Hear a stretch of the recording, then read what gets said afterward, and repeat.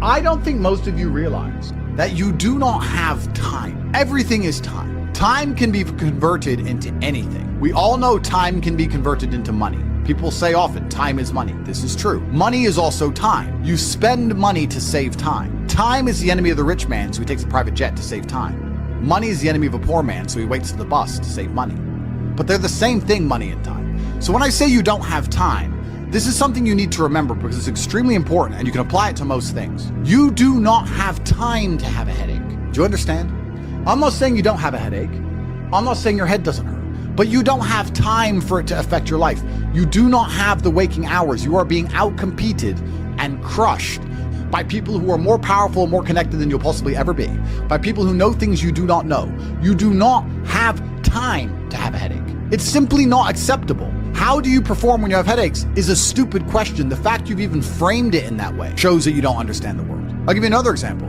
You don't have time to argue with your woman. Your woman started an argument today or yesterday, whatever, and you've been texting back and forth. You don't have time. You have things to do. There's unlimited work in the universe. You don't have time to have a headache or message girls or scroll Instagram. You don't have time for any of these things. Time is your lifeblood. It's all you've got. You can turn time into reputation. You could turn time into global fame. You could turn time into respect. You could turn time into a fantastic body. You could do anything with your time. You could choose a random embassy. You could choose a random country that you have beef with, Chile. And you could go stand outside the Chilean embassy with a sign saying, "Down with Chile," for no reason. But if you stood there every single day, after about 2 years, people would be like, who is this guy and why does he hate Chile so much? You can turn your time into anything you want. So how are you going to waste it sitting around saying, I have a headache? Boo boo, I have a headache. But the question is framed incorrectly. If I have a headache, I don't care. And one of the main reasons I don't care is because my enemy doesn't care. You know, when I got injured when I was training for fights, my coach would often say to me, is your enemy going to hit you less or show you mercy because of this injury? If you say, okay, we're about to fight, but halfway through the training camp, I hurt my foot, so, take it easy. No, he's going to try and destroy me anyway. So if he doesn't care, why do I care? And why does my coach care? Nobody cares. The people who are trying to steal your woman, and trust me, everyone is. The people who are trying to take the money that you want to earn and put it in their pocket before you can. The people who want to have large and gorgeous feathers on their peacock to show the world all the amazing things they've done. They don't care that you have a headache. So why do you care? You need to reprogram your mind. You don't have time to have a headache. You don't have time to be doing the majority of things you do. And there's always been and always will be, and we could talk about that again. We were talking earlier about competence, right? Do you think a woman sees you as competent if you complain about having a headache? Let's say you have a headache. It's fine. You have a headache. I'm not disputing that. Maybe it really hurts. That's terrible. If you go, oh, I've got such a bad headache, do you think a woman looks at you and goes, yes, oh, I found the guy for me? She may not say anything. She may say, oh, do you want a pill? But really, deep down, this guy's a dickhead. I mean, if you got hit in the head with a hammer or shot in the face, fine. But why do you have a headache? From what? Scrolling TikTok. A lot of you deserve the failure you endure. The universe is very giving. I often believe, people say the world's not fair. I'd argue that karmic retributions, and in the long run, all in all, is pretty fair. Karmic retributions are real. In the end, God gives you exactly what you deserve. So if you're not happy with your life, you have to ask yourself, do you really deserve more? Have you really tried 100% of the time? Did you ignore that headache? Are you as competent as you could possibly be? Have you given 100% every time you've done anything? No, you deserve what you have. You deserve your mediocrity because you're an average person.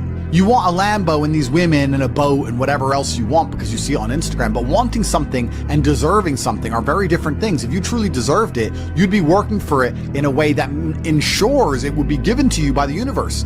Every single thing I've ever wanted, I have got. Maybe not instantly, maybe not easily. In fact, certainly not both. It was always difficult and it always took time, but I really wanted them, so I always got them. And I put in enough work to show God and show the universe I deserved them, so he gave them to me. I cannot remember a single time, and I state this as a matter of fact, this is not hyperbole, I cannot remember a single time I have ever decided not to do something that must be done because I had a headache. Ever. Ever. It is easier if you enjoy it, because you do not struggle with lack of motivation or lack of interest. For me to say you could honestly be world champion at something you hate is a lie. You can, however, be competent at things you don't like. You can be very good at something you don't like doing. To be the best in the world, you probably have to fall in love with it. But the way you do anything is the way you do everything. And you can fall in love with the idea of being good in general. So anything I do, I don't want to be bad at. I either don't do it or I try my very best all the time to become extremely good at it. I don't see the point in doing anything and being mediocre or being bad at it. What's the point? If I'm going to speak on podcasts, I want to be good at it. Anything I'm going to do, I want to be good at. Now, you should have enough respect for yourself that you're prepared to always put in the effort to give your best 100% because it is a habit. You should always give your best at anything you do. When you pick up a video game, you should give your best. When you drive a car, you should attempt to drive as efficiently as possible, using the brake as little as possible to not waste fuel, to make sure there's no close calls, no sudden braking. Most of you are just getting in your car and driving like a jackass from point A to point B, not trying to actually go, you know what, let me drive and pretend I have the queen in the back seat and I can't even brake suddenly. And I only have a fraction of fuel. How far can I go if I very smoothly, very calmly anticipate the traffic in advance, move my car in and out of the car so I barely have to brake, keep moving slowly and smoothly? Let me try and get good at this. The way you do anything is the way you do everything. And it is a habit to be good at things. There's nothing wrong with just being good at things. To be the best in the world, you have to love it. That's true. But you're not going to love the majority of things you do. That's not realistic. The world's not going to afford you a life where everything you do you're in love with. In fact, you're going to end up doing a whole bunch of things you don't want to do. And the life hack is, if you enjoy getting better at things, then you can be doing something you don't want to do better than you previously done it, and now you enjoy doing it because you were more competent and more capable at said task. You are now better at said task. Every single thing I approach with vigor because I like being good at things. And that's not because I'm arrogant. That's because I have enough respect for myself, and more importantly, I have enough respect for the people I love to know that I need to be good at things.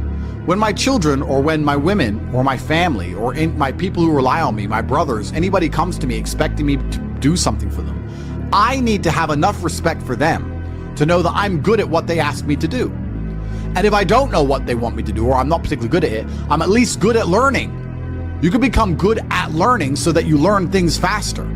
Good at concentrating. Good at taking a scenario seriously. These are all basic life skills to go along with bravery. That's going to put you in a competitive bracket amongst the masculine realm which exists today, because most people can't even focus. Most people can't even focus or try hard at anything. So to answer the question, can you become world champion without loving boxing? No, you can't become the best in the world. However, you can become very good at it because you can have enough discipline to ensure that you go to training, and you can make sure that you're the kind of person who, if you're going to go to training, you're going to try your best. Guys, you're going to go to training for an hour. Whether you try hard or don't try hard, you're going to spend an hour in the boxing gym. There is no reason to not try. That is a learned habit. And what you often find with people who need to be motivated into things, because they're not disciplined enough to do things and not disciplined enough to do things properly, they'll go and say, I went to boxing training, as if that's all that it's about. It's not about going to the training. It's about trying hard in the training. It's about giving it your all. It's about dedicating yourself. You're going to give an hour up anyway. There's no reason to not try. Most people go through their entire adult life without trying 100% hardly ever. Think about it. Even when you go to the gym, you don't try 100%. You try 60%, 70%. You don't try 100% at home. What do you try 100% with? Do you really try 100% with work? Are you really moving that mouse as quickly as you possibly can? No, you're not trying. So you have people who have gone through life and are going through life without even giving 100% of what they've got ever. And it's interesting because we're entering the most competitive period of human history. So you need to get very good at everything you do, all of the time. You'll learn a lot of lessons about psychology in the boxing ring. Now, they're not related, technically. One's exercise, one's the psychology of people. But you'll learn in the fight ring, you'll learn that you're not tired when you're winning. You're tired when you're losing. That once you start to win, you get to find unlimited energy from the universe from somewhere, and you just continue to push forward, no matter how hard it is. Winning is easy. It's trying to turn it around when you're losing that is difficult. You take this lesson from boxing and you apply it to everything else in life. You apply it to money and say, once I start to make money, I know I will have endless motivation to keep making money. It's just hard to make money in the first place. It's hard to get over that hurdle, but once I get going, it's easy. It's a positive reinforcement loop. It's a spiral upwards into infinity. It's a tornado that takes you to the promised land. So to have that unique psychological conclusion, that unique psychological input, you had to become good at boxing. So it's very important that you're good at everything you do, all of the time. Don't do it if you're not going to try. But you don't want people to learn bad habits. But it's a bad habit to coast. It's a bad habit to spend time and waste it. It's a bad habit to go, oh, I tried, I went, I didn't give it my all, but at least I went. You see this kind of cope online all the time. Yeah, at least I went. It's going that matters. That's not true. It's trying that matters. So you see this kind of cope. Oh yeah, well, I didn't feel like going to the gym, but I went and just had a light session. Why? You went anyway. So why did you have a light session? If you're gonna go, do it. If you're gonna do it right. There's no point in half doing anything. You may as well have not done it at all. So this idea you can coast through things, this idea you can lazily try or pretend to try or just showing up counts, I dispute all of that absolutely. You give 100% of your heart, soul, and vigor to anything you do, and it becomes a habit so that it's all you know how to do. Before you know it, you're driving a car trying to do it as well as possible. And you're having a conversation trying to be as clear and compendious and concise as possible. And you're trying to make money as much as possible, as efficiently as possible. And you're trying to educate your children as well as possible. You're trying to protect your family as much as possible. You're trying to get as strong as possible. Because all you know is maximum limits. That's all you've ever done. You've never done any of this, that garbage can go out the window. So you need to get good at getting good at things. And you need to get good at trying 100% at all things, whether you like them or not. And this will give you a base level of competency in all realms, even if you're not in love with said task. Success is like being pregnant. Everyone says congratulations, but nobody knows how many times you get fucked. Absolutely. But that's the beauty of success, right? Because all the times you get fucked teach you the lessons you need to be successful in the first place. You would never be successful without getting screwed over. And also, you wouldn't be happy with your success without getting screwed over. The reason you appreciate that woman who's so good to you, who you trust with all your heart, who's loyal to you, is because that other woman cheated on you. If you had never seen a terrible, narcissistic, cheating woman, you wouldn't appreciate a good, kind-hearted one. There is no light without dark. So it's very important that you go through these bad things, one, to learn lessons, but two, to learn gratitude and appreciation for things once you have them. It's extremely important. Every time something bad happens to you, you need to say thank you to God. Thank you, God, for giving me this difficult time, for me to learn lessons, and for me to have more appreciation for my fantastic life in the future. That's how you should approach life. And especially success is exactly the same way. The lessons you'll learn failing along the way will ensure that when you get to the top, you can keep it. Firstly, the tenet of bravery. It's difficult to think of a scenario where being brave would be a negative mindset for you to be able to tap into, because bravery affords new options you haven't previously considered. If you're a coward, you don't have certain options on the chessboard because you simply don't have the bravery to make X moves. But if you are brave, you can analyze these moves. So you have a whole bunch of moves that most people don't have. Most people do not have the bravery to consider alternate paths. You need to be able to look at the chess moves that most people will not be prepared to make, and most people live very afraid. So bravery is an extremely important skill to hone. It's something you should practice. You should often sit and think, what would be the bravest decision I could make in this scenario? What would be the bravest one I could possibly make? And consider it. I'm not saying do it, but you should get in the mental model of considering it. Because quite often when you're a coward, brave decisions don't even cross your mind, ever. They don't even cross your psyche. They're not even something that's interesting to you. You haven't trained your mind to consider them. So you need to train your mind to consider bravery, because bravery is something that is going to universally apply throughout your life. It doesn't matter if you're rich, it doesn't matter if you're poor, it doesn't matter if you're in Thailand, it doesn't matter if you're in Peru. Having the option to be extremely brave and consider the options which are afforded only to a brave person is going to be something which is always going to benefit you. So it's very important that you consider and think about bravery as a whole, something I want you to hone. This life is sales. Convincing a woman to love you is sales.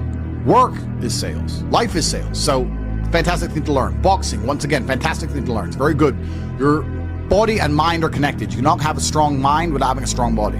Fantastic. Who should you be before you become rich? Well, money is an amplifier.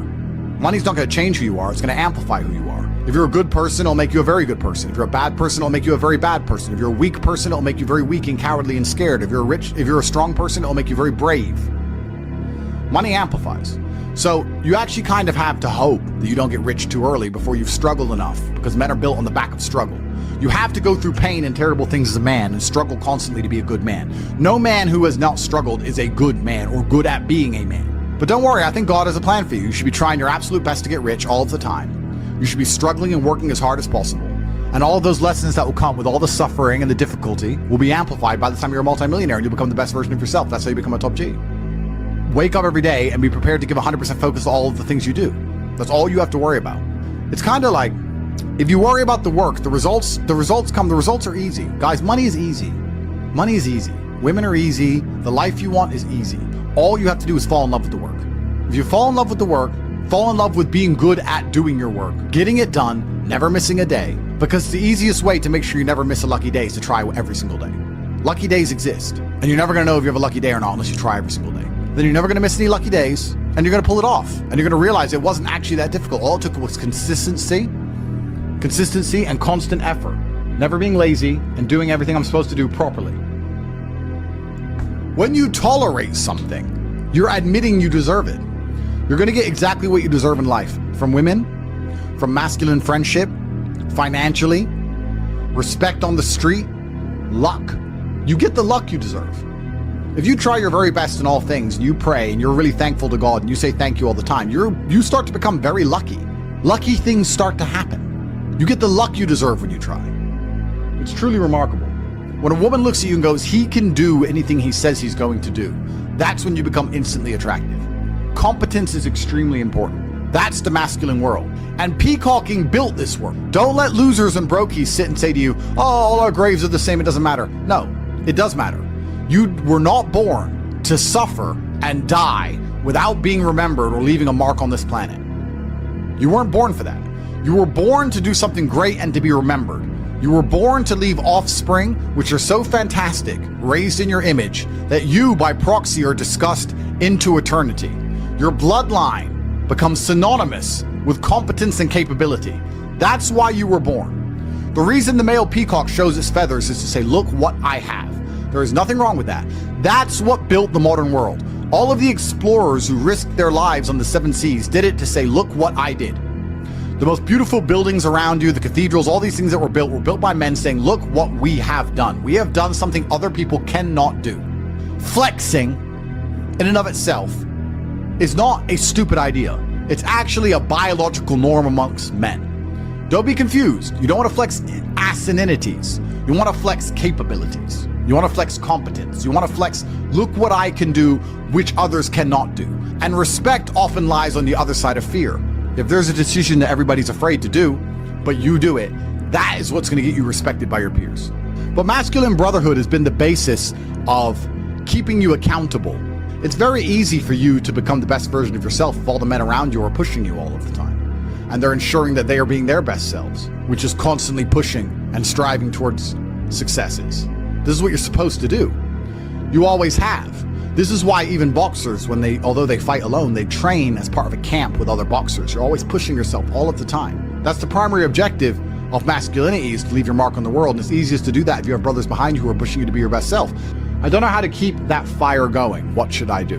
This is a really interesting question, actually, because it amazes me that so many people in the world still today, even though we have instant access via social media to the truly successful, believe anything they've done matters. So you've made 100 grand. You're still poor. That's nothing. That is nothing. 100 grand is nothing. It is my cigar bill for a month. It's nothing. You've changed nothing. You've achieved nothing. You need to compare yourself always and constantly to somebody who is outperforming you. You need to stop being so happy with yourself for these tiny little successes. This is what they teach inside of common pop psychology classes. Yeah, and take the small success and be happy with it and put little milestones and reward yourself for achieving the little milestone. No, that's not what you should do. The point is, the fact you can have a little tiny success and quit shows that there's something wrong with your mentality and your firmware in the first place. You don't know what success is. I don't consider myself successful. So how can you consider yourself successful enough to not work? All I do is work. I work 7 days a week, 18 hours a day, every single day, never missed a day, headache or not, ever. So I don't understand this mindset. And you see a lot of people do it, right? They'll say, oh yeah, I had a really great week and I made some money and now I'm in Costa Rica. You're never going to win that way. People often say to the extremely wealthy people, why do you work all the time? All you do is work. If I was as rich as you, I'd just go on holidays. Not understanding that the kind of person who goes on holidays when they have money is not the kind of person who becomes truly rich. The kind of people who become truly rich are the people who work every day no matter what, which is why all of the people who are truly rich are workaholics, because it's the only way to really get there. You can get to a certain point once you're a trillionaire, you're Jeff Bezos or whatever, that you can take some days off. I'm not saying that, but the point I'm making is you need to fall in love with being happy with yourself for how hard you've dedicated yourself to a task. That needs to be more satisfying to you than relaxing. Relaxing is probably the most boring thing you can possibly say for me to do. If you say, Andrew, do you want to go relax? I say, what do? Stare at a wall? That sounds terrible. Nothing is worse than relaxing. I don't want to relax. I want to work. That's all I want to do is work. Because if I work and I achieve things, I feel good inside. I got something done. I feel good. I feel happy. If I just relax, nothing's been achieved, so I don't see the point of it. It doesn't even relax me. In fact, it makes me very anxious. So then I feel more stressed than if I was just doing the work in the first place, which is why relaxing is impossible for me. And he said, well, it sounds like you have an anxiety disorder. If it's a disorder that allows me to constantly work all of the time and never be happy unless all of my work is complete, thank God I have it, because if I didn't have this disorder, I'd be a normal jackass like you. Guys, time is running out for a chance to win. It truly is. You guys are truly running out of time. It's very important that you get your act together quickly. So if you want to call it anxiety disorder, then get one. Don't be talking about headaches. Don't be talking about working. Don't be arguing with women. You have things to do, right? Doesn't matter if you have a headache or not. You must work. Anxiety sounds like free energy. Could give me more. Absolutely. Anxiety is exactly that. It's free energy. Nervousness is free energy. The inability to rest or relax or sleep is free energy. You just have to have the discipline to direct it in the correct directions. You need to sit at home and feel this fire inside of you because you do not have all of the money you want, all of the respect you want, and your name has not been echoed into eternity. You're not etched into the halls of history. You need to take all of that fire inside of you and all of that anger and direct it at one task. And you need to try your absolute best to ensure you succeed in that task. It's down to you. I can't drag you across the finish line. I can only show you where the race is and try and hype you up before you run. I can take you to the start line. I can tell you you can do it. I can tell you how fantastic it is when the race is over. I can tell you it is worth it, but you have to be the one to run the race. I can't carry you. If you're gonna ask me stupid questions about headaches, you're never gonna make it. There's gonna be a huge contingent of the populace that never make it.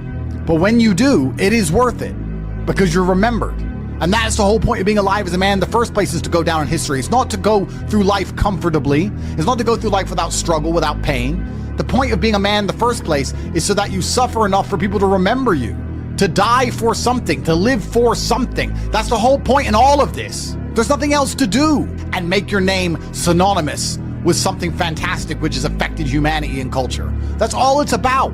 And it's very difficult to do that if you're insignificant and broke and lazy and stupid with a fucking headache.